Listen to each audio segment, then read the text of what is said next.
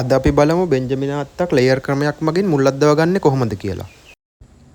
මුලින්ම මෙන්න මේ විදියට අඟලක ප්‍රමාණයට ගහේ පොත්ත ඉවත් කරගන්න ඕන. මේ ගස්වල ටිකක් කිරි ගතිය තියෙන නිසා වටේම පොත්ත අයින් කරාට ගැටලුවක් නැහැ. දැන් අපි ගහේ පොත් ඉවත් කරපු තැන මේ විදියට පොලිතීන් එකක් තියලා ගැට ගහ ගන්න ඕන. ඊට පස්සේ මේ කැපුම වටේටම කොහොබක් දාලා හොඳට තද වෙන්න පුරව ගන්න ඕන. දැන් රෙදි පටියක් ආධාරයෙන් ටිකක් තද වෙන්න පොලිතීන් එක හොඳට ගැට ගහ ගන්න.